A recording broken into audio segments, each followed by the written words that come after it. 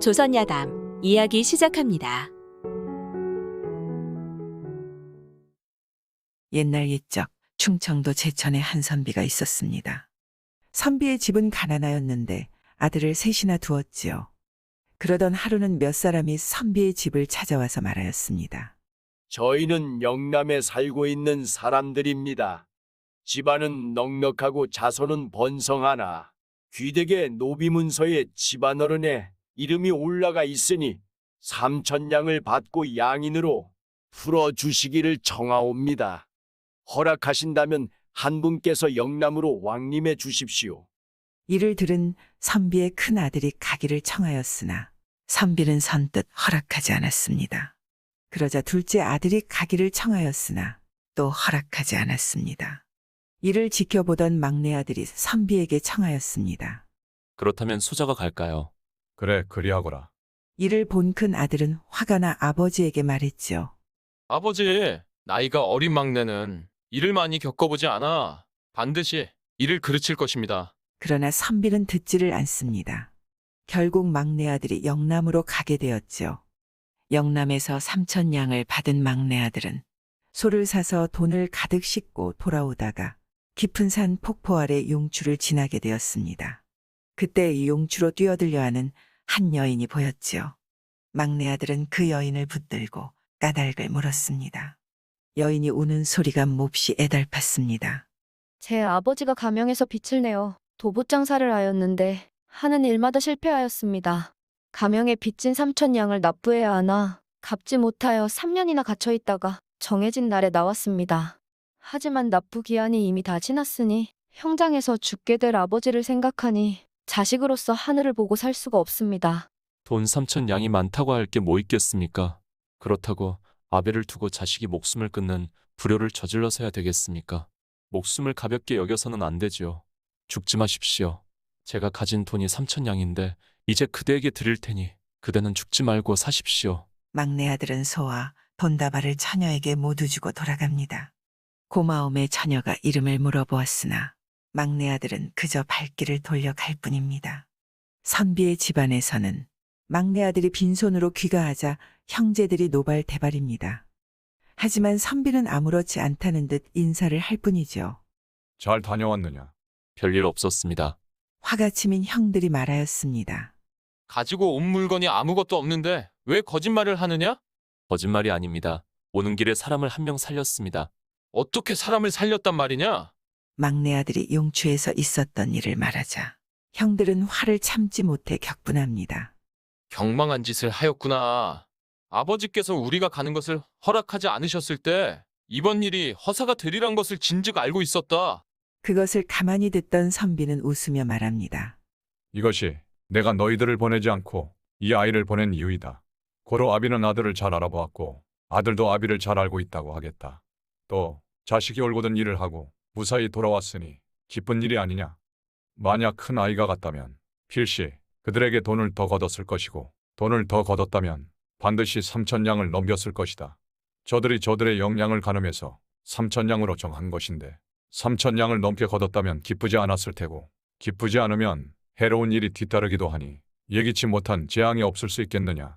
청렴한 장사꾼이 이익을 곱절로 남기고 점잖은 대인은 돈에 욕심을 부리지 않는 법이다. 3천냥을 얻었으니 이익이 곱절이라고 할 만하고 3천냥으로 사람을 살렸으니 욕심을 부리지 않았다고 할 만하다. 사람의 목숨은 지극히 중요하니 돈 3천냥으로 바꿀 것이 아니다. 응덕을 쌓은 자는 반드시 보답을 받는 법이다. 너희 형제들은 이 아이 덕을 보게 될 것이니 화내지 말거라. 3년이 지나 선비가 집에서 세상을 떠나자 아들들이 임시로 장사를 지낸 다음 묘자리를 찾으러 다녔습니다. 막내 아들이 고개를 넘어 명당을 찾아서 심리를 내려가 보니 산이 끝나는 곳에 큰 저택과 사당이 있었는데 그 터가 실로 명당 자리였지요. 발돋움을 하여 담장 너머를 굽어보며 감탄하다가 집주인에게 발각되어 끌려 들어가서 문책을 받았습니다. 그런데 갑자기 나타난 여인이 집주인을 말리며 말합니다. 아버님, 저분은 용추가에서 저를 살려주신 분 같습니다. 틀림없느냐? 네, 틀림없는 것 같습니다. 저와 저희 집안을 살려주신 분인데 어찌 기억하지 못하겠습니까? 주인이 막내 아들에게 대청으로 올라오라고 하고는 묻습니다. 3년 전에 용추를 지나신 적이 있습니까? 네, 지난 적이 있습니다. 용추로 뛰어들려고 하는 사람을 보셨습니까? 보았습니다. 그래, 그리하여 어찌하셨습니까? 아비가 죽을 위기라 하여 가진 돈 3,000냥을 그 처자에게 준 것으로 기억합니다. 옆에 있던 집주인의 딸이 흐느끼며 말을 잇습니다. 선비님 제 얼굴을 기억하지 못하시겠습니까? 제가 그때 용추에 뛰어들려 했던 사람입니다. 여인의 얼굴을 가만히 바라보던 막내 아들은 그제서야 여인을 알아보았지요. 그래, 그때 그 처자가 아니요. 그래, 일이 살아계시니 참 다행이요. 세 사람의 얼굴에 마침내 웃음기가 돕니다. 막내 아들이 물었습니다. 어떻게 이런 부를 이루셨습니까? 선비님께서 주신 돈으로 날짜에 맞춰 가명에 바치자 관찰사가 깜짝 놀라 어떻게 장만하였느냐고 묻더군요. 제가 사실대로 아뢰었더니 관찰사가 감탄하며 말씀하시더군요. 참 의로운 사람이로다. 이 세상은 크게 속일 수 없다. 일개 선비도 그러하거늘 관찰사야 말해 무엇하랴? 나도 인자하고 의롭게 조치하겠소. 절반은 식구가 시오. 관찰사는 3,000냥의 절반만 받고 절반은 내주었습니다.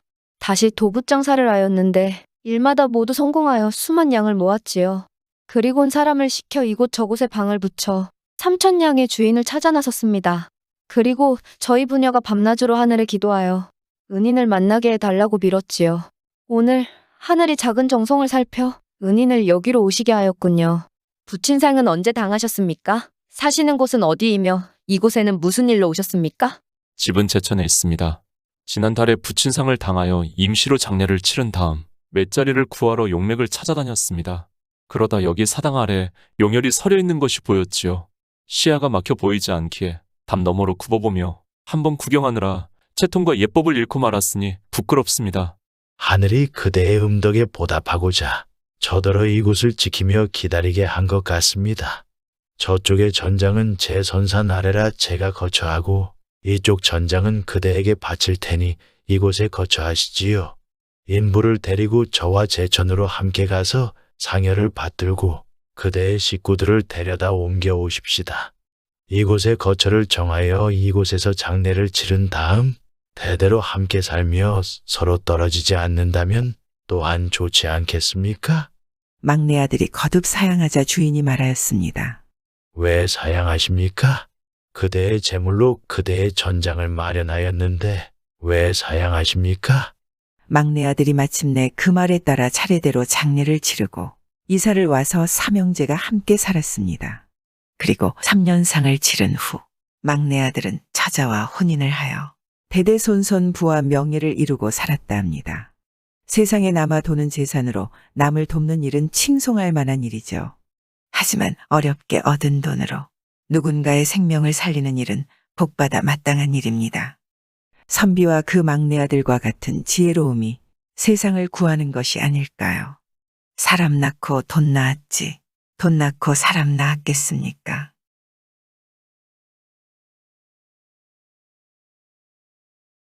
구독과 좋아요와 함께 오늘도 좋은 날 되세요.